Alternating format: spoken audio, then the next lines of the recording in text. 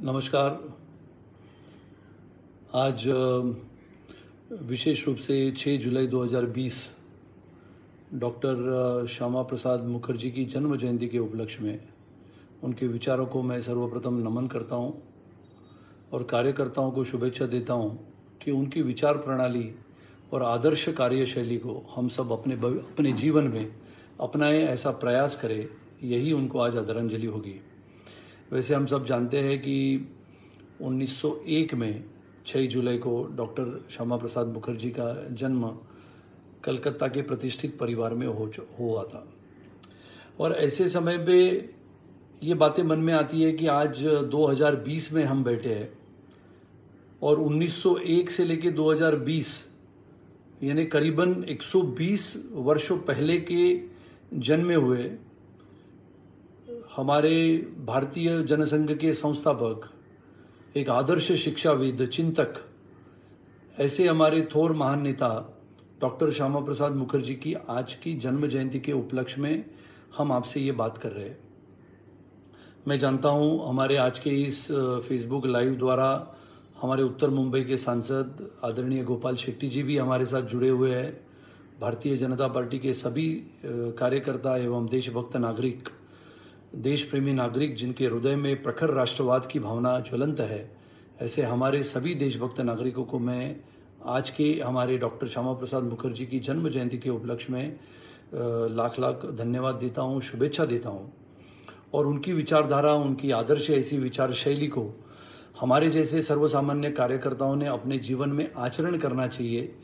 इसके लिए कुछ पहलू जो हमारे डॉक्टर श्यामा प्रसाद मुखर्जी के जीवन चरित्र के थे, जिनकी जीवनी जब हम पढ़ते हैं तो मुझे लगता है कि आज के हमारे इस भारतीय जनता पार्टी के नए कार्यकर्ताओं को, बल्कि कार्यकर्ता जिनको ये पता होना चाहिए कि भारतीय जनता पार्टी की नींव 21 अक्टूबर 1951 को जिस भारतीय जनसंघ के माध्यम से रखी गई थी, भारतीय जनसंघ के संस्थापक इस नाते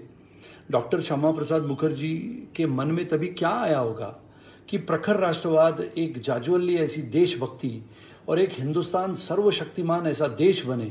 सबसे पहले मेरा देश आता है और देश के प्रति सबसे पहले सबसे अहम भावना हो करके भारतीय जनसंघ की स्थापना करने वाले संस्थापक, एक देशभक्त और जाज्वल्य देशाभिमान रखने वाले डॉक्टर श्यामा प्रसाद मुखर्जी की आज की जन्म जयंती है। वैसे तो बोरीवली में आदरणीय सांसद गोपाल जी के माध्यम से जिस चौक का निर्माण हुआ है, उस चौक पे आज पहले बार सुबह मुझे जाने का मौका मिला। मैं इसके लिए आदरणीय सांसद गोपाल शेट्टी जी का मनपूर्वक धन्यवाद कि सबके इस मन में जो प्रखर राष्ट्रवाद की भावना है और इस प्रखर राष्ट्रवाद की भावना निर्माण करने वाले और इस प्रखर देशभक्ति से प्रेरित होने वाले हमारे जैसे कार्यकर्ताओं के मन की भावना आज इस दिन को अगर हम व्यक्त करते हैं, हमारे उस महान राजनेता को हम आदरांजलि अर्पित करते हैं। उनके 6 जुलाई 2020 के जन्म जयंती के उपलक्ष्य में अगर हम कुछ यादों को ताज़ा करते हैं, वैसे लोग तो कहते हैं कि इतिहास को, पन्नों को जब बार बार पलटते हो, इतिहास को जब भी कभी देखते हो और ऐसे इतिहास को देखते हो जिस इतिहास को सुवर्ण अक्षर से इस हिंदुस्तान की राजनीति में लिखा गया है। और मैं मानता हूं कि सबसे पहले हमारे कार्यकर्ताओं के मन की जो बात आती है कि हिंदुस्तान की इतिहास में बहुत सारे राजनेता होके चले गए, लेकिन अपने कम उम्र में,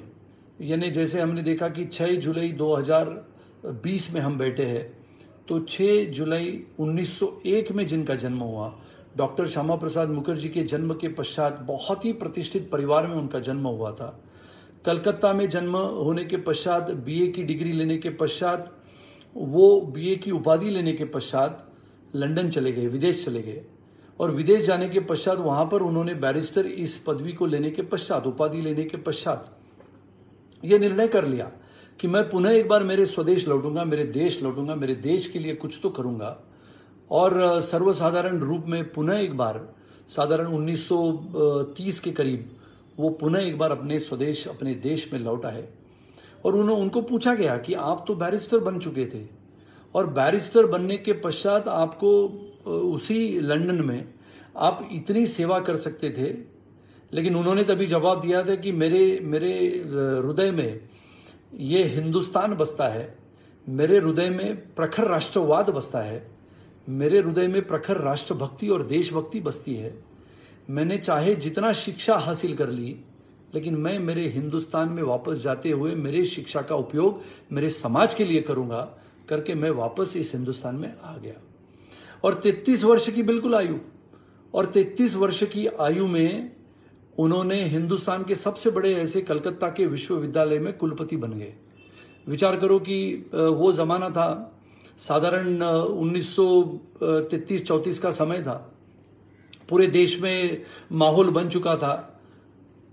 आजाद हिंद का नारे लग रहे थे, इनकलाब जिंदाबाद के नारे लग रहे थे। भगत सिंह, राजगुरु, सुखदेव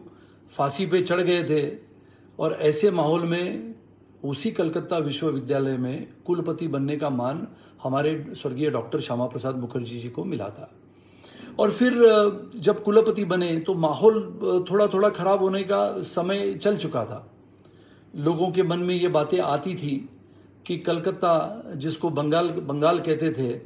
वो बंगाल में भी सामाजिक समीकरण बिगड़ चुके थे। और सामाजिक समीकरण बिगड़ चुके थे,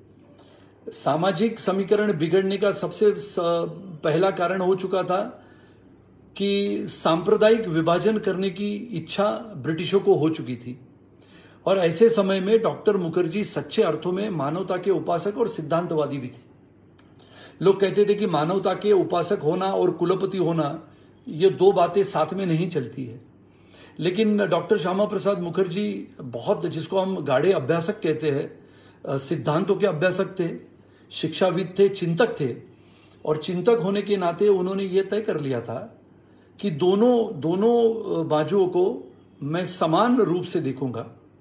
अगर मैं चिंतन भी करूंगा, चिंतक भी बनूंगा, तो समाज के ऐसे हिस्से को हिंदुस्तान की राष्ट्रवाद की भूमिका से प्रेरित करूंगा। और ऐसे माहौल में वो प्रेरित करने की भूमिका में एक बाजू से कुलपति बनते दिखाई दिए, एक बाजू से कुलपति या कुलगुरु बनने के पश्चात वो लगातार हिंदुस्तान की राष्ट्रवाद की भावना से प्रेरित हो चुके थे।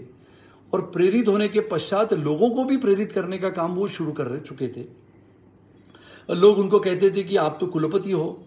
आप कुलगुरु हो, विश्वविद्यालय के, कलकत्ता के विश्वविद्यालय के कुलगुरु होने के नाते आपने तो अच्छी शिक्षा प्रदान की है, शिक्षा हासिल की है, और इस शिक्षा के माध्यम से आपने हिंदुस्तान में एक नए अनोखी ऐसी दिशा देने का काम आपको करना है। और जब मैं इतिहास के पन्नों को पलटता हूँ, देखता हूँ, बात करता हूँ, सोचता हूँ, तो ये बातें ध्यान में आती है कि 1934-35 में ये हवाएं चल रही थी, कि ये बातें जब चल रही थी कि जैसे मैंने कहा कि आज़ाद हिंद की फौज के नारे लग रहे थे, इनकलाब जिंदाबाद के नारे लग रहे थे, एक नहीं दो नहीं हजारों लाखों क्रांतिवीर निकल पड़े थे। और पंजाब से लेके बंगाल तक हिंदुस्तान के कोने कोने में हिंदुस्तान को स्वतंत्र करने की भाषा लेते हुए हजारों लाखों क्रांतिवीर निकल चुके थे। वो दौर था। और वो दौर में हमारे डॉक्टर श्यामा प्रसाद मुखर्जी के मन में एक बात आई थी कि क्यों ना मैं प्रखर राष्ट्रवाद से इस भरे हुए मेरे दिल को हमारे लोगों के सामने लेके चलूं। और उसी समय बिल्कुल 1936-37 का समय था। और 1937 के समय में और एक इस हिंदुस्तान के स्वातंत्र्य वीर, जिनके बारे में स्वतंत्र सेनानियों के स्वतंत्र वीर थे, ऐसे स्वतंत्र वीर सावरकर को 1937 में रत्नागिरी जेल से रिहा कर दिया था। और यह माहौल ऐसा था कि 1937 के समय में स्वतंत्र वीर सावरकर की रिहाई होना, उसी समय में डॉक्टर श्यामा प्रसाद मुखर्जी के मन में प्रखर राष्ट्रवाद की भावना से ऐसे एक जबरदस्त माहौल बनने की मनीषा तैयार होना, और ये माहौल को साथ में जोड़ते हुए डॉक्टर श्यामा प्रसाद मुखर्जी की मुलाकात स्वतंत्र वीर सावरकर जी से होना। और उसी समय में 1937 में हिंदू महासभा का एक जर्जरता से एक खोखला की नीति बन चुकी थी कि हिंदू महासभा थोड़ी थोड़ी ठंडी गिर रही थी।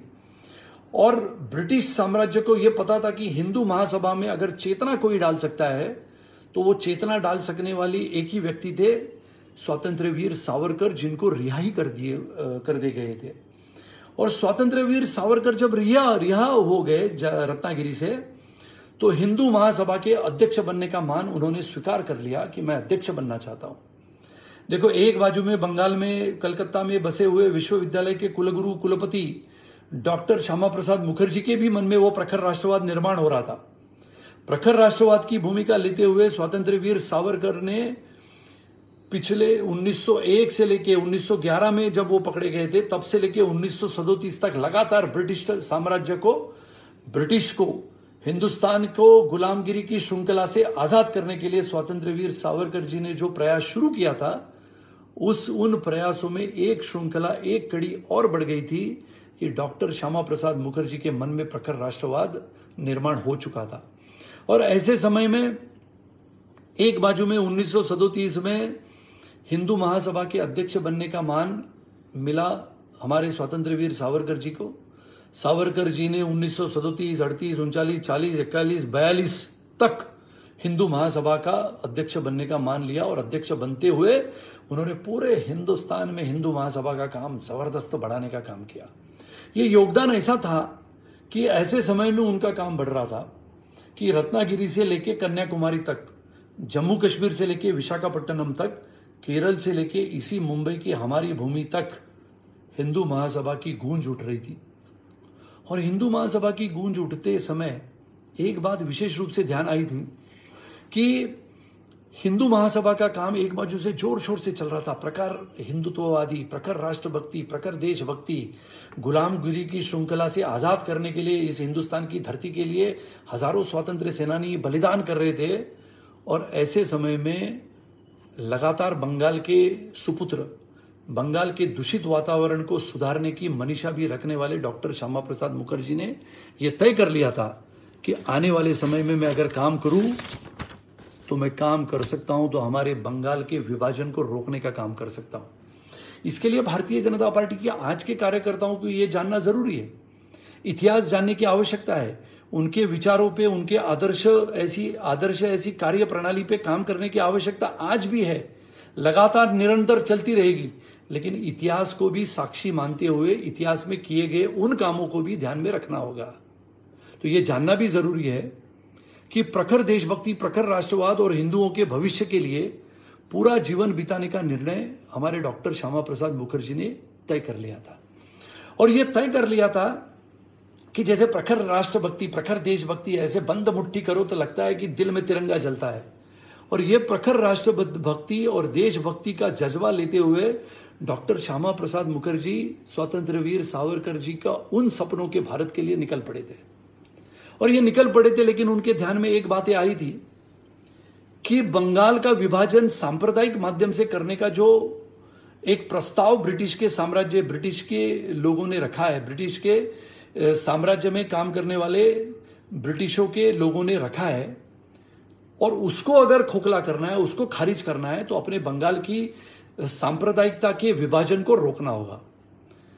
और पूरा जीवन अगर बिताते समय यह ध्यान में लाना है कि मुझे, अगर मैं बंगाल का सुपुत्र हूं, तो मुझे बंगाल के इस मिट्टी की कसम है कि डॉक्टर श्यामा प्रसाद मुखर्जी ने ये जीवन में ये ठान लिया था कि बंगाल का विभाजन अगर सांप्रदायिक मुद्दों पे ब्रिटिश करना चाहते हैं तो वो उसका लाभ पाकिस्तान को होने वाला है। क्योंकि यह समय बीतता चला गया था 1940 के पश्चात, और 1940 के पश्चात यह बात भी निश्चित हो चुकी थी कि मुस्लिम लीग की राजनीति से बंगाल का वातावरण पूरा दूषित हो चुका था। वहां सांप्रदायिक विभाजन की और ब्रिटिशों ने बंगाल को ढकलने का प्रयास लगातार शुरू किया था। और ऐसे समय में बीड़ा उठाया गया कि बंगाल की हिंदुओं की उपेक्षा न हो, और बंगाल की हिंदुओं की उपेक्षा न हो करके उस समय में 1942 के समय में जब एक बाजू में चले जाओ आंदोलन जोर पकड़ रहा था, शुरुआत हो चुकी थी, ब्रिटिशों को चारों तरफ से स्वतंत्र सेनानियों ने घेर लिया था, पूरे देश में देशभक्ति का माहौल बढ़ चुका था, पूरे समय में ऐसा ज्वर निकला था कि पूरा देश, एक हिंदुस्तान आजाद होने की स्थिति में आने वाला है। और ऐसे समय में डॉक्टर श्यामा प्रसाद मुखर्जी ने बीड़ा उठाया था कि विशिष्ट रणनीति से बंगाल के विभाजन के मुस्लिम लीग के प्रयासों को नाकाम करना है। मैं ये क्यों कहता हूं, क्योंकि मुस्लिम लीग ने बंगाल का विभाजन करने का प्रयास ब्रिटिश साम्राज्य के साथ मिलते हुए किया था। इतिहास ये कहता है, इतिहास ये भी कहता है कि ब्रिटिश साम्राज्य के साथ मिलते हुए मुस्लिम लीग के लोगों ने हिंदुस्तान के इसी बंगाल का सांप्रदायिक विभाजन करने का प्रयास किया। उसको नाकाम करने का अगर किसी ने बीड़ा उठाया था तो वो बीड़ा उठाया था हमारे स्वर्गीय डॉक्टर श्यामा प्रसाद मुखर्जी ने। और डॉक्टर श्यामा प्रसाद मुखर्जी इस धारणा के प्रबल समर्थक थे कि सांस्कृतिक दृष्टि से वो कहते थे कि हम सब एक हैं। वो ये नहीं कहते थे कि सांप्रदायिकता पे हम विश्वास करते हैं। आज भी भारतीय जनता पार्टी सांप्रदायिकता या सांप्रदायिकता को मानते हुए उन गतिविधियों पे विश्वास नहीं करती है। आज भी भारतीय जनता पार्टी अखंडता पे विश्वास करती है। भारतीय जनता पार्टी सांप्रदायिकता कभी भी विश्वास नहीं करती है। लेकिन भारतीय जनता पार्टी ज्वलंत हिंदुत्व विचारधाराओं को मानती है।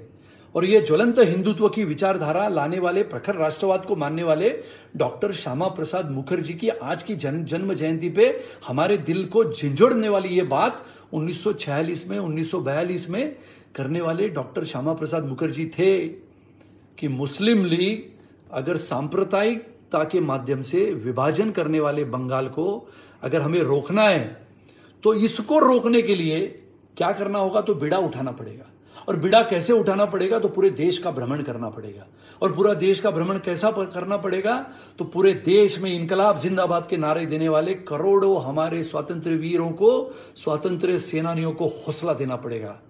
और डॉक्टर श्यामा प्रसाद मुखर्जी ने तभी कहा था, वो बातें अगर इतिहास के पन्नों में सुवर्ण अक्षर से लिखी गई है कि धर्म के आधार पर विभाजन के वो कट्टर विरोधी थे। उनको पूछा गया कि सांप्रदायिक विभाजन अगर बंगाल में होता है तो आप क्या करोगे, तो उन्होंने कहा कि धर्म के आधार पर अगर सांप्रदायिक विभाजन करने की भाषा, तो ये ब्रिटिशों को ये कहने की आवश्यकता है कि धर्म के आधार पर विभाजन का मैं कट्टर विरोधी हूं। ये हिंदुस्तान अखंड है, हिंदुस्तान की एकात्मता, अखंडता, इसको अगर सांप्रदायिकता के विभाजन के माध्यम से ब्रिटिश करना चाहते हैं, मुस्लिम लीग करना चाहती है, तो मैं धर्म के आधार पर इस विभाजन को कभी मान्य नहीं करूंगा। एक ही भाषा, एक ही संस्कृति और एक ही हमारी विरासत है, ये मानते थे। उनको लगातार लोग पूछते थे कि डॉक्टर श्यामा प्रसाद जी, आप कहते हो कि एक ही भाषा, एक ही संस्कृति, एक ही हमारी विरासत है, तो जब ये अखंडता और एकात्मता और संप्रभुता की बातें आती थी तब लोग लगातार पूछते थे कि डॉक्टर श्यामा प्रसाद मुखर्जी, आपके बारे में जब लोग पूछते हैं कि विभाजन की परिस्थितियों में अगर हिंदुस्तान में लड़ने के लिए बंगाल में कौन आया, तो हमारे श्यामा प्रसाद मुखर्जी जी आए। विरोधियों ने भी उसे अलग तरीके से लेते हुए जनसामान्यों में दरार पैदा करने की कोशिश की कि सांप्रदायिकता की भावना बढ़ाने का काम डॉक्टर श्यामा प्रसाद मुखर्जी करते। ऐसी गलत धारणा की भावना करने वाली मुस्लिम लीग और जनसामान्यों में दरार पैदा करने का काम भी तभी कांग्रेसियों ने किया था। 1946 में एक बात और हुई कि 1946 में मुस्लिम लीग ने दंगे की राह पकड़ ली। उनको जब यह पता लगा कि सांप्रदायिकता का विभाजन हिंदुस्तान कभी नहीं सहन करेगा और सांप्रदायिकता के माध्यम से विभाजन न होने के पश्चात 1946 में पूरा देश जल चुका था। पूरा देश कह रहा था कि हिंदुस्तान आजाद होने वाला है। गुलामगिरी की श्रृंखला तोड़ते हुए इस हिंदुस्तान को आजाद करने के लिए लाखों स्वातंत्र्य वीर निकल चुके थे, हजारों क्रांतिवीर बलिदान कर रहे थे, फांसी पे चढ़ रहे थे। और ऐसे माहौल में 1946 में मुस्लिम लीग ने अगर दंगे करवाए तो वो बंगाल में दंगे करवाए। और उसी समय हिंदू महासभा के अध्यक्ष 1943-1944 में हिंदू महासभा के अध्यक्ष बनने का मान भी हमारे स्वर्गीय डॉक्टर श्यामा प्रसाद मुखर्जी को मिला। विचार करो कार्यकर्ताओं, विचार करो देशभक्त नागरिक कि 1942 तक जब ये देश में ब्रिटिशों के खिलाफ चले जाओ का नारा छेड़ने वाले, इस हिंदुस्तान में महात्मा गांधी जी के माध्यम से अहिंसा का नारा देने वाले और एक बाजू में हिंदू महासभा के माध्यम से प्रखर हिंदुत्ववादी की भाषा करने वाले स्वातंत्र्य वीर सावरकर जी ने 1942 में जब हिंदू महासभा के अध्यक्ष पद की कमान अपने हाथों से किनके हाथों में दी, तो हिंदू महासभा की कमान उन्होंने हाथों में दी हमारे स्वर्गीय डॉक्टर श्यामा प्रसाद मुखर्जी। दिल भर के आता है अपना। विचार करो, अगर आप एक राष्ट्रभक्त होगे और ये पढ़ोगे, मेरे तो आंखों में आंसू आते हैं, आपके आते हैं कि नहीं मुझे नहीं पता, लेकिन देशभक्ति का जज्बा लेके जब चलते हो तो वीरों की जब याद आती है, स्वातंत्र्य वीरों की जब याद आती है, स्वातंत्र्य सेनानियों की याद आती है, तो वो भी याद आती है कि 1943 और 1944 में हिंदू महासभा का अध्यक्ष बनने के बाद डॉक्टर श्यामा प्रसाद मुखर्जी ने हिंदू महासभा को जहां पर स्वातंत्र्य वीर सावरकर ने लाके रखा था, उससे पार ऊंचाई पर लेके जाने का काम स्वातंत्र्य वीर सावरकर के पश्चात हमारे हिंदू महासभा के तभी के तत्कालीन अध्यक्ष डॉक्टर श्यामा प्रसाद मुखर्जी ने किया था। स्वातंत्र्य वीर सावरकर ने लगातार कहा था कि मेरे पश्चात हिंदू महासभा का काम सबसे अच्छे तरीके से अगर किसने किया था तो वो 2 साल ऐसे थे जो स्वर्गीय डॉक्टर श्यामा प्रसाद मुखर्जी ने किए थे। और ऐसे करते करते करते करते आगे बढ़ता गया, समय निकलता गया, देश आजाद हुआ। 1947 में पूरे देश में रंग बिरंगी माहौल बन गया। देश में होली जैसा माहौल बना कि देश, हिंदुस्तान गुलामगिरी की श्रृंखला में से मुक्त हुआ, देश आजाद हुआ। पाकिस्तान की भी निर्मित हुई, हिंदुस्तान की भी निर्मित हुई। जिस सांप्रदायिक विभाजन की बातें 1940 में बंगाल में हुआ करती थी, उस बंगाल में हुए इसी सांप्रदायिक विभाजन के और पाकिस्तान खड़ा हो गया। और ऐसे माहौल में जब भारत विभाजन की गुप्त योजना पाकिस्तान के माध्यम से ब्रिटिश साम्राज्य वाले कर रहे थे, तो बंगाल और पंजाब को सांप्रदायिक विभाजन से बचाने वाले भी अगर कौन थे तो डॉक्टर श्यामा प्रसाद मुखर्जी थे। अगर बंगाल और पंजाब खंडित भारत के लिए बचा लिया, जब हम कहते हैं कि अखंड भारत का सपना देखने वाले डॉक्टर श्यामा प्रसाद मुखर्जी थे, तो वैसे ही अखंड भारत में विभाजन करके बंगाल और पंजाब को तोड़ने वाले, तभी के भारत को स्वतंत्र बनाने के पहले ब्रिटिशों की जो राजनीति थी, ब्रिटिशों की कूटनीति थी कि बंगाल और पंजाब ये टूटते हुए अगर हिंदुस्तान में चला जाए तो उसका आधा हिस्सा पाकिस्तान में चला जाता है। लेकिन अखंड भारत में खंडित बंगाल या अखंड भारत में खंडित पंजाब लाने का जिक्र अगर किसने रखा तो वो जिक्र रखने वाले भी डॉक्टर श्यामा प्रसाद मुखर्जी थे। और लगातार ये बातें चलती गई। और ये बातें जब आगे आके सरदार वल्लभ भाई पटेल जी के साथ चर्चा हुई, तो सरदार वल्लभ भाई पटेल, जो हिंदुस्तान उनको लौह पुरुष कहलाता है, तो सरदार वल्लभ भाई पटेल जी को ये बातें जब हमारे स्वर्गीय डॉक्टर श्यामा प्रसाद मुखर्जी ने कही कि हिंदुस्तान की अखंडता, हिंदुस्तान की एकता के लिए जो आप प्रयास कर रहे हो, जो विलीनीकरण, जो रियासतों को आप विलीनीकरण करने को प्रयास कर रहे हो, उसमें हैदराबाद के निजाम का विलीनीकरण करने के लिए सबसे बड़ा योगदान सरदार वल्लभ भाई पटेल जी के साथ अगर किसी ने दिया था तो डॉक्टर श्यामा प्रसाद मुखर्जी ने वो दिया था। और इसके लिए ये बातें जब चलती है कि सरदार वल्लभ भाई पटेल जी के साथ हैदराबाद के विलीनीकरण में बड़ा योगदान देने के पश्चात गांधी जी और सरदार पटेल के अनुरोध पर भारत के पहले मंत्रिमंडल में भी वो शामिल हुए। संविधान सभा और प्रांतीय संसद के सदस्य वो बने। हम सबको पता है कि अभी अपने को यह पता था कि संविधान सभा बन चुकी थी, और संविधान सभा बनने के पश्चात परम पूज्य डॉक्टर बाबा साहेब आंबेडकर को यह संविधान यानी घटना लेखन समिति के अध्यक्ष बनने के पश्चात एक एक घटना का कलम लिखने का काम परम पूज्य डॉक्टर बाबा साहेब आंबेडकर कर रहे थे। और बाबा साहेब आंबेडकर करते समय, एक एक घटना का कलम लिखते समय, स्वर्गीय डॉक्टर श्यामा प्रसाद मुखर्जी उनके साथ एक प्रांतीय संसद के सदस्य होने के नाते, संविधान सभा के सदस्य होने के नाते, जब भी परम पूज्य डॉक्टर बाबा साहेब आंबेडकर हिंदुस्तान के सर्वोच्च ऐसे मंदिर में, संसद में, जब ये घटना का एक एक कलम उसको खोलते हुए लोगों के सामने रखते थे, उस कलम का एक एक हिस्सा लोगों को सुन के कहते थे, तो परम पूज्य डॉक्टर बाबा साहेब के आंबेडकर के मुखद्वार से निकलने वाली उनके वाणी के वो शब्द हुआ करते थे कि हिंदुस्तान की अखंडता, हिंदुस्तान की एकता, हिंदुस्तान की संप्रभुता आने वाले एक नहीं, सैकड़ों नहीं, हजारों साल तक लिखने के लिए मैं ये संविधान को लिखने का काम कर रहा हूं। ये संविधान हिंदुस्तान को एक ऐसी ताकत देगा कि हिंदुस्तान शक्तिशाली, वैभवशाली कहलाएगा, क्योंकि हिंदुस्तान की ताकत हिंदुस्तान के संविधान में है। और हिंदुस्तान के संविधान की यह ताकत आज भी बरकरार है। और यही हिंदुस्तान की संविधान की ताकत में एक राक्षसी धारा जोड़ने का काम तभी के पंत प्रधान जवाहरलाल नेहरू जी, तभी के जम्मू कश्मीर के पंत प्रधान कहलाते थे शेख अब्दुल्ला, और पाकिस्तान के तभी के सर्वे सर्वा लियाकत अली जीना, लियाकत अली, इन्होंने मिलते हुए ये सब काम किया था। ये बातें मन में आती है कि भारतीय जनता पार्टी की आज की नींव जो है वो 21 अक्टूबर 1951 के भारतीय जनसंघ की स्थापना में क्यों लिखी गई। भारतीय जनसंघ की स्थापना करने की इच्छा या भारतीय जनसंघ की मनीषा उनके मन में क्यों आई हुई, और ये इच्छा आने के पश्चात, यानी ये इच्छा आने के पश्चात 1951 में ये इच्छा आने के बाद का जो चुनाव हुआ, उस चुनाव में 3 संसद अगर चुनाव जीतते हैं, वो चुनाव भारतीय जनसंघ के माध्यम से चुनाव जीतने वाले सांसदों में पहले सांसद का नाम था डॉक्टर श्यामा प्रसाद मुखर्जी। लेकिन इसके पहले थोड़ा आपको पीछे जाना होगा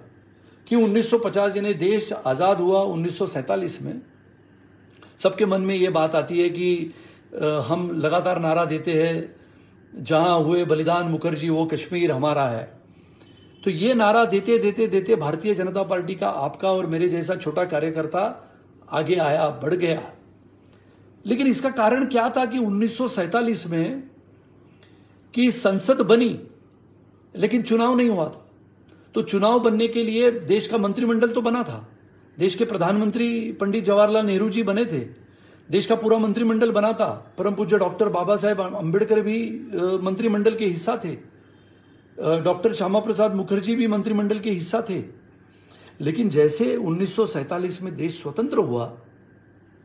अगस्त में देश स्वतंत्र हुआ, सितंबर के 1-1.5 महीने के पश्चात अक्टूबर के 26 तारीख को पाकिस्तान के कबालियों द्वारा हिंदुस्तान पे आक्रमण किया गया। 370 की धारा जम्मू कश्मीर की स्वतंत्रता, जम्मू कश्मीर की आजादी अगर कहां पर छुपी है, यानी 1950 में 2 विशान 2 निधान 2 प्रधान की ये नारा देने वाले, यानी देश में 2 निशान 2 प्रधान 2 विधान नहीं चलेंगे,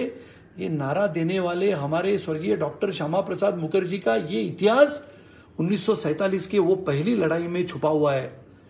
जहां पर पाकिस्तान ने धोखाधड़ी के माध्यम से देश आजाद होने के पश्चात, पहले बार देश आजाद हो चुका था, हिंदुस्तान को स्वतंत्रता मिलने के पश्चात लोग खुश थे, विभाजन हो चुका था, सांप्रदायिकता के माध्यम से विभाजन हो चुका था, पाकिस्तान बन चुका था, पंजाब और बंगाल में भीषण कत्लेआम हो चुका था, फिर भी देश के नौजवानों में हौसला था, देश के लोगों में यह लगता था कि आज अपना देश बना है, स्वातंत्र्य वीरों के बलिदान के पश्चात ये देश बना है, गुलामगिरी की श्रृंखला तोड़ते हुए देश बना है। लेकिन पाकिस्तान की सेना ने काबिलियों द्वारा जम्मू कश्मीर के मुजफ्फराबाद के मार्ग से आक्रमण कर दिया, और ये बातें थी 26 अक्टूबर के करीब की, यानी 15 अक्टूबर के पश्चात जो आक्रमण हुआ वो आक्रमण लगातार चलता गया, और मुजफ्फराबाद से लेके पूंछ, राजौरी, ये पूरे क्षेत्र में पाकिस्तान के कबालियों द्वारा आक्रमण हुआ। अब ये आक्रमण को परास्त करने के लिए भारतीय सेना के जवान देरी से क्यों पहुंचे? भारतीय जवान तो कह रहे थे कि पाकिस्तान के कबालियों को खदेड़ना चाहिए, इनको मार देना चाहिए, मार गिराना चाहिए। लेकिन जब पाकिस्तान ने आक्रमण किया तो पाकिस्तान के आक्रमण पे पहले हिंदुस्तान के मुजफ्फराबाद से आक्रमण जब हुआ तो वहां पर करीबन 250 अपने फ्रंट लाइन के सैनिक पहले आक्रमण में शहीद हो गए। यानी वो आक्रमण के इतिहास के पन्नों को आप पढ़ोगे तो आपके आंखों में से आंसू कभी न रुकेंगे, ऐसी स्थिति आप पढ़ सकते हो। और यह आक्रमण चलता गया। 26 अक्टूबर को महाराजा हरि सिंह को यह पूछा गया कि क्या आप हस्ताक्षर विलय के कागजों पे हस्ताक्षर करोगे तो भारतीय सेना वहां पर आएगी। और 27 अक्टूबर को महाराजा हरि सिंह ने जम्मू कश्मीर के विलय के हस्ताक्षर इस हिंदुस्तान के विलीनीकरण में कर दिए, और उसके पश्चात हिंदुस्तान की सेना मुजफ्फराबाद में कबालियों के आक्रमण को परास्त करने के लिए पहुंची। लेकिन इसके पीछे भी रास्ता, यानी पंडित नेहरू जी को यह पूछा गया था, जवाहरलाल नेहरू जी को यह पूछा गया था कि क्या हिंदुस्तान की सेना को आपने जानबूझ के देरी से भेजा। शेख अब्दुल्ला को यह पूछा गया था कि क्या हिंदुस्तान की सेना को जम्मू कश्मीर में काबिलियों के आक्रमण को रोकने के लिए आपने देरी से बुलाया। और इसका कारण यह था कि महाराजा हरि सिंह को यह पता था कि अगर जम्मू कश्मीर को मैं विलीनीकरण पे हस्ताक्षर कर दूंगा तो यह शेख अब्दुल्ला के माध्यम से जम्मू कश्मीर का सर्वनाश यह शेख अब्दुल्ला के माध्यम से होगा। और इसके लिए हस्ताक्षर के, यानी विलय के हस्ताक्षर को देरी हुई, देरी होने के पश्चात हिंदुस्तान के सैनिक मुजफ्फराबाद में हवाई जहाज से लाए गए। हवाई जहाज से लाने के पश्चात फिर आक्रमण को परास्त कर दिया गया और हिंदुस्तान की सेना ने पाकिस्तान के कबालियों को और सेना को वहां से खदेड़ने का काम शुरू किया। लेकिन जैसे कि हस्ताक्षर हो गया, पंडित जवाहरलाल नेहरू जी ने युद्ध विराम की घोषणा कर दी। और युद्ध विराम की घोषणा करते समय युद्ध विराम हुआ, वैसे पाकिस्तान की सेना ने मुजफ्फराबाद, जम्मू का पूंछ, राजौरी का इलाका और यहां पर गिलक्रिस्ट और ऐसे जगहों पे अपने आजाद कश्मीर का झंडा पाकिस्तान ने गाड़ दिया। जो आज तक हम लड़ रहे हैं, आज तक हम ये कह रहे हैं कि पाक व्याप्त कश्मीर को अगर लेना होगा तो आने वाले समय में निश्चित रूप से हिंदुस्तान में पाक व्याप्त कश्मीर को हमारे अविभाज्य अंग होने के नाते उसको हम लड़ने के माध्यम से उसको लेने की परिस्थिति बना सकते हैं। और ऐसे माहौल में जब ये बातें उठी कि जम्मू कश्मीर अगर अविभाज्य अंग हिंदुस्तान का बना है, लेकिन शेख अब्दुल्ला के मन में कोई बातें और थी। और ये बातें और क्या थी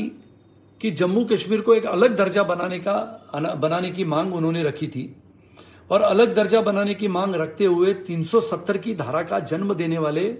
कौन थे? तो गोपाल स्वामी अयंगार थे, जिसकी बातें मैंने आपको बहुत बार कही है। और ये 370 की धारा का जन्म जब हुआ तो लगातार डॉक्टर श्यामा प्रसाद मुखर्जी ने इसके ऊपर आवाज उठाना शुरू कर दिया। और डॉक्टर मुखर्जी जी का जम्मू कश्मीर को भारत का पूर्ण और अभिन्न अंग बनाना चाहते थे। और अभिन्न अंग बनाने के लिए उन्होंने लगातार 370 की धारा लिखते समय गोपाल स्वामी अयंगर जी का विरोध करने वाले अगर कोई थे तो डॉक्टर श्यामा प्रसाद मुखर्जी के साथ परम पूज्य डॉक्टर बाबा साहेब आंबेडकर भी थे, जिन्होंने 370 की धारा लिखने से मना कर दिया। इन्होंने कह दिया कि मैं 370 की धारा नहीं लिखूंगा। उन्होंने पंडित जवाहरलाल नेहरू जी को यह साफ शब्दों में कह दिया कि हिंदुस्तान की संविधान लिखने का काम मुझे दिया गया है। इस हिंदुस्तान की अखंडता, इस हिंदुस्तान की एकात्मता और हिंदुस्तान की इस संप्रभुता को लिखने का काम मैं संविधान के दायरे में रहते हुए करूंगा। लेकिन 370 की धारा जो हिंदुस्तान की अखंड भारत का जो सपना है, उस सपने को तोड़ते हुए हिंदुस्तान के उन सपनों को चूर चूर कर देगा और एक विघटित भारत, एक अखंड भारत का सपना आने वाले समय में पूरा नहीं होगा अगर ये 370 की धारा लिखी गई तो। और 370 की धारा लिखते हुए गोपाल स्वामी अयंगार ने इस राक्षसी धारा को शेख अब्दुल्ला और पंडित जवाहरलाल नेहरू द्वारा कहते समय इस धारा को हिंदुस्तान के संविधान में सम्मिलित कर लिया। और जैसे कि इस धारा को सम्मिलित कर लिया, हमारे डॉक्टर श्यामा प्रसाद मुखर्जी ने पूरे हिंदुस्तान में आंदोलन छेड़ दिया। क्या था जम्मू कश्मीर के इसी 370 की धारा में? तो जम्मू कश्मीर का अलग झंडा और संविधान था। वहां का मुख्यमंत्री वजीर आजम कहा करते थे, वजीर आजम कहा जाता था, अर्थात प्रधानमंत्री कहलाता था। संसद में भाषण में 370 की धारा को समाप्त करने का उनका जो भाषण था वो सराहनीय था कि ये देश में 2 झंडे नहीं होंगे, इस देश में 2 प्रधान नहीं होंगे, इस देश में 2 विधान नहीं होंगे, और अगर इस देश में कुछ होगा तो इस देश में सिर्फ तिरंगा होगा। हर इमारत पे, हर ढांचे पे, हर जगहों पे, हिंदुस्तान के संसद पे, जम्मू कश्मीर के वहां की विधानसभा पे, जब ये विधानसभा बनी तब वहां पर अगर झंडा बनेगा तो सिर्फ तिरंगा होगा। ऐसे भाषण सराहनीय करने वाले डॉक्टर श्यामा प्रसाद मुखर्जी थे। आपको संविधान प्राप्त कराऊंगा। जम्मू कश्मीर को स्वायत्तता देने की बात जब उठी थी, ये मांग उठी थी, तो करीबन 22 अगस्त 1952 में पहले बार जम्मू कश्मीर के उसी श्रीनगर के लाल चौक में भाषण करते समय डॉक्टर श्यामा प्रसाद मुखर्जी ने ये बातें दोहराते हुए कही थी कि मैं संविधान का सम्मान करते हुए इसी लाल चौक में तिरंगे के नीचे आपको कहता हूं कि जम्मू कश्मीर में संविधान प्राप्त कराऊंगा और जम्मू कश्मीर एक हिंदुस्तान का अविभाज्य अंग है करके हिंदुस्तान के संविधान में इसी जम्मू कश्मीर में इसी अविभाज्य अंग होने के नाते इसी तिरंगे के तहत इस जम्मू कश्मीर को मैं लाऊंगा, ऐसी मैं सौगंध खाता हूं। और आपको संविधान प्राप्त कराऊंगा या इस उद्देश्य को पूर्ति के लिए चाहे मुझे मेरे खुद का, चाहे मुझे मेरे बलिदान को इस जम्मू कश्मीर के धरती को अर्पण करना पड़े तो भी मैं अर्पण करूंगा, लेकिन आपको यानी जम्मू कश्मीर को मैं इसी संविधान की स्वाधीनता को अर्पाऊंगा यानी प्राप्त कराऊंगा, ऐसे कहने वाले डॉक्टर श्यामा प्रसाद मुखर्जी ने ये बातें कही थी। तत्कालीन नेहरू जी की सरकार को भी चुनौती देते हुए वो दृढ़ निश्चल पर अटल रहे। एक बातें हुआ करती थी कि जम्मू कश्मीर में कैसे चले, यानी जम्मू कश्मीर में जाना है यानी 370 की धारा के तहत, जैसे मैंने कहा कि 2 विधान 2 निशान 2 प्रधान नहीं चलेंगे, 2 झंडे नहीं चलेंगे। इस जम्मू कश्मीर में जाने के लिए परमिट राज था। अगर आप हिंदुस्तान के नागरिक हो, आप विशाखापट्टनम में रहते हो या मुंबई में रहते हो, तो जम्मू कश्मीर में जाना है तो आपको जम्मू कश्मीर में परमिट लेना पड़ता था। और ये परमिट के खिलाफ जम्मू कश्मीर के लोगों को हिंदुस्तान के किसी भी राज्य में जाने की मुभा थी, लेकिन हिंदुस्तान में बसे हुए किसी भी राज्य के किसी भी नागरिक को वहां पर जाने के लिए परमिट लेना पड़ता था। और इसके लिए डॉक्टर श्यामा प्रसाद मुखर्जी ने यह बातें तय कर ली थी कि 1951 में भारतीय जनसंघ की स्थापना करने के पश्चात उन्होंने यह तय कर लिया था कि 370 की धारा को मैं खारिज करते रहूंगा और 370 की धारा के तहत जम्मू कश्मीर में बिना परमिट में प्रवेश करके दिखाऊंगा, और लगा तो मेरे खुद को, मेरे प्राणों को मैं निछावर करते हुए बलिदान कर दूंगा, लेकिन जम्मू कश्मीर को मैं संविधान दिलाते रहूंगा। ऐसी कसम खाते हुए उन्होंने अपना प्रवास, अपना जीवन शुरू कर दिया था 1951-1952 में। और 1952 में पहले बार इस देश के चुनाव हुए, लोकसभा के चुनाव हुए।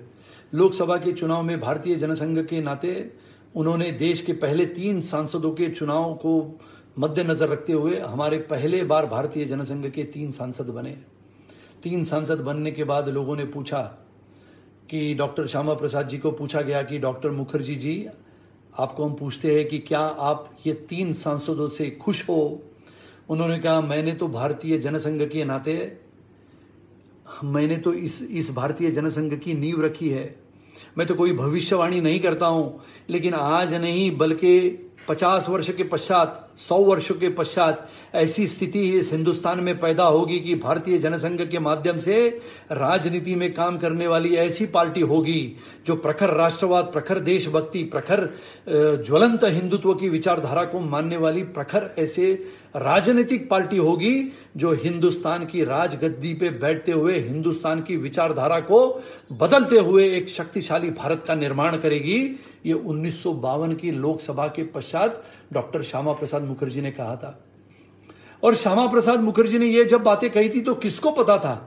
कि 1952 के बाद 2020 में आज बैठे बैठे हैं तो ऐसा राजनेता इस हिंदुस्तान ने देखा है जिसका नाम हम लेते हैं तो हमारे शरीर में भी रोमांच उठता है। ऐसे हमारे आदरणीय प्रधानमंत्री श्री नरेंद्र मोदी जी ने उसी विचारधारा को लेते हुए आज हिंदुस्तान की हिंदुत्ववादी विचारधारा को एक प्रखर राष्ट्रवाद और राष्ट्रभक्ति में ऐसे प्रकार से बो दिया है कि पूरा विश्व आज देखता है कि हिंदुस्तान किस मोड़ पे लाके खड़ा कर दिया है। जबरदस्त ऐसे हिंदुस्तान की प्रखर राष्ट्रभक्ति जो 1952-53 में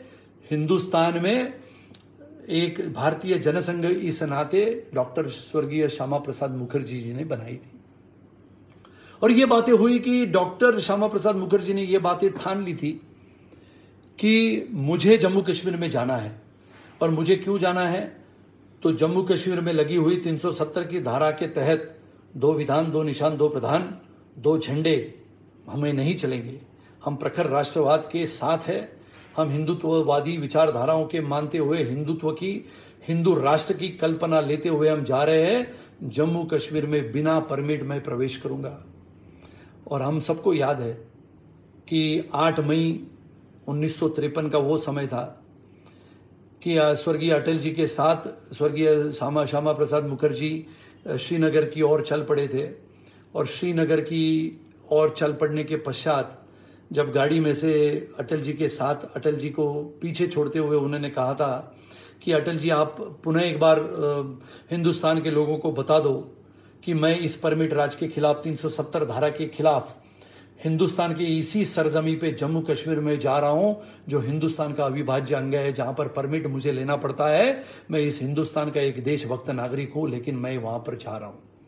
और फिर स्वर्गीय डॉक्टर श्यामा प्रसाद मुखर्जी वहां पर गए। श्रीनगर में उन्होंने प्रवेश कर लिया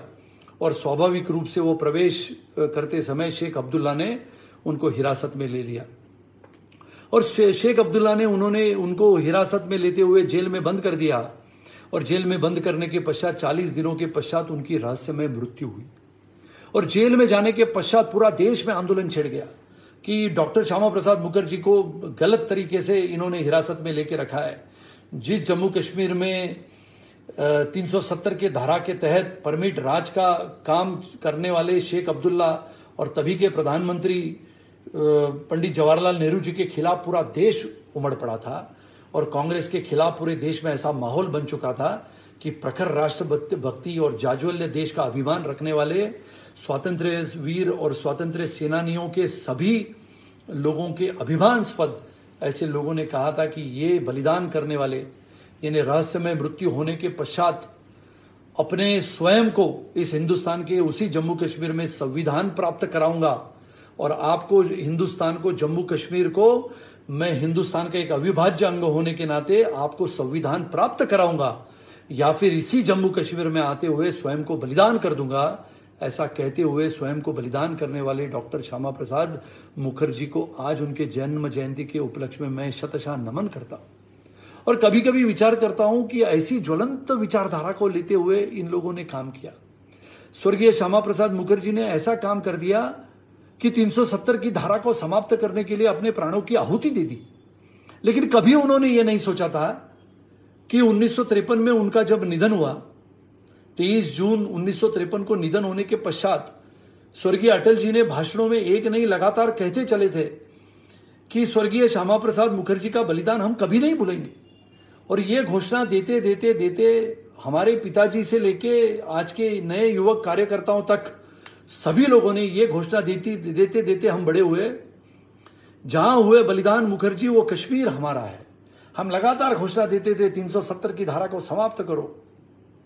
लेकिन चलते चलते चलते चलते विचार करो, अटल जी प्रधानमंत्री बने थे, एक नहीं दो नहीं 3 बार, लगातार 3 बार प्रधानमंत्री बनने के बाद उनके मन में, उनके दिल में हर बार एक दुख था, एक वेदना थी, एक पीड़ा थी। लगातार वो कहते थे कि शायद मुझे 2/3 बहुमत मिल जाए, 2/3 बहुमत मुझे मिल जाए तो देश का प्रधानमंत्री होने के नाते मैं 370 की धारा को बंद करूं, खारिज करूं, 35A को समाप्त करूं, ऐसी राक्षसी धारा के गुलामगिरी के श्रृंखला में बसा हुआ जम्मू कश्मीर को आजाद कर दूं। लेकिन वो दिन देखते देखते देखते अटल जी का भी निधन हुआ और देश में ऐसा माहौल बनाने वाले, इस देश को राजनीति के माध्यम से एक नई दिशा देने वाले, इस देश में प्रखर राष्ट्रवाद और प्रखर देशभक्ति के गीत नए सिरे से रचने वाले हमारे आज के महानायक आदरणीय प्रधानमंत्री नरेंद्र मोदी जी का भी आज मैं अभिनंदन करता हूं। हमारे गृहमंत्री, एक गृहमंत्री वो थे, लौह पुरुष थे, जिन्होंने हिंदुस्तान के बसे हुए 565 रियासतों को विलीनीकरण कर दिया। हिंदुस्तान के प्रचंड ऐसे महाशक्तिशाली देश का निर्माण करते समय वो लौह पुरुष ने जो काम किया, वो आज हमारे गृह मंत्री आदरणीय अमित भाई शाह जी ने, आदरणीय प्रधानमंत्री महानायक हमारे श्रीमान नरेंद्र मोदी जी के नेतृत्व में 370 की धारा को खारिज करने का काम किया। विचार करो, 5 अगस्त 2019 को वो बात थी और 5 अगस्त 2019 को मैं तो कहता हूं कि हमारे स्वर्गीय डॉक्टर श्यामा प्रसाद मुखर्जी और स्वर्गीय हमारे अटल बिहारी वाजपेयी जी के साथ लाखों क्रांतिवीरों ने, उनकी आत्माओं को शांति मिली होगी कि 5 अगस्त 2019 को वो सुनहरा दिन हुआ जब हमारे राजनेता, हमारे महानायक आदरणीय प्रधानमंत्री श्री नरेंद्र मोदी जी ने संसद में हमारे गृह मंत्री अमित भाई शाह जी के माध्यम से घोषणा कर दी कि 370 की धारा को आज हम समाप्त करते हैं, 35A को समाप्त करते हैं, हिंदुस्तान में बसे हुए जम्मू कश्मीर को हम हिंदुस्तान का अविभाज्य आज अंग मानते हैं, लद्दाख को भी हम ये मानते हैं कि लद्दाख भी हमारा अविभाज्य अंग है, 370 की धारा को समाप्त करते हैं। इसके लिए डॉक्टर श्यामा प्रसाद मुखर्जी ने अपनी प्रतिभा से समाज को चमत्कृत कर दिया था। महानता के सभी गुण उन्हें में विरासत से उनको मिले थे। और जब भी मैं बात करता हूं कि डॉक्टर श्यामा प्रसाद मुखर्जी से लेके स्वर्गीय अटल बिहारी वाजपेयी जी से लेके आज के हमारे महानायक, आज के इस राजनीति के महानायक आदरणीय प्रधानमंत्री नरेंद्र मोदी जी की, तो मेरे दिल में भी तिरंगा लहराता है, आपके दिलों में भी तिरंगा लहराता है, आपके दिल में भी लगता है कि भारत माता की जय कहते समय पूरा कश्मीर हमारा, ये बात भी मन में आती है। और विश्वास करो मित्रों, समय की समाप्ति हो रही है। आदरणीय हमारे गोपाल जी वहां पर इंतजार कर रहे हैं कि मेरे पश्चात उनका समारोह होगा। एक ही बात कहता हूं कि आने वाले समय में आदरणीय प्रधानमंत्री जी के नेतृत्व में भारत एक अखंड भारत, विशाल भारत, चाहे वो पीओके हो, उसको पीओके भी लेने का काम हम करेंगे। चाहे वो अक्साई चीन हो, वो चीन को भी लेने का काम करेंगे। कूटनीति, रणनीति, सेना नीति के माध्यम से आदरणीय प्रधानमंत्री जी के उस अखंड भारत के सपनों को पूरा करने के लिए भारतीय जनता पार्टी का लाख लाख करोड़ कार्यकर्ता आदरणीय प्रधानमंत्री जी के साथ, हमारे उन डॉक्टर श्यामा प्रसाद मुखर्जी के सपनों के साथ, उन हमारे स्वर्गीय अटल जी के सपनों के साथ, एक अखंड भारत के सपनों के साथ, एक महाविशाल ऐसे गौरवशाली, वैभवशाली, सामर्थ्यशाली ऐसे हिंदुस्तान के सपनों के साथ हम एक कसम खाए कि हमें कुछ मिले न मिले, लेकिन हम भारतीय जनता पार्टी के वो कार्यकर्ता है जो आदर्श ऐसी विचार प्रणाली और आदर्श ऐसी विचारधारा पे काम करने वाले कार्यकर्ता, चाहे हमें चुनाव में मौका मिले न मिले, चाहे हमें पद मिले न मिले, लेकिन हमारे देश के लिए, हमारे देश को मजबूत बनाने के लिए प्रखर राष्ट्रवाद की जो नींव हमारे डॉक्टर श्यामा प्रसाद मुखर्जी ने रखी थी, जिसको पूरा करने का काम हमारे आज के हमारे महानायक आदरणीय प्रधानमंत्री श्री नरेंद्र मोदी जी कर रहे हैं, उसको साथ देने का काम हम करें, ये वादा करते हुए, महानता के सभी गुण उन्हें विरासत में मिल रहे थे, ऐसे हमारे डॉक्टर श्यामा प्रसाद मुखर्जी जी की आज की जन्म जयंती के उपलक्ष्य में पुनः एक बार मैं उनको शतशः नमन करता हूं। और चीन में हमारे सैनिकों ने प्राणों का बलिदान करते हुए, प्राणों को कुर्बान करते हुए, निछावर करते हुए अपनी सीमा की सुरक्षा की, ऐसे हमारे जाबाज सेनानियों को, जाबाज सैनिकों को भी मैं श्रद्धांजलि अर्पित करता हूं और आप सबको धन्यवाद देते हुए मेरे वक्तव्य को विराम देता हूं। सब लोग कहेंगे भारत माता की जय। धन्यवाद। जय हिंद, जय महाराष्ट्र।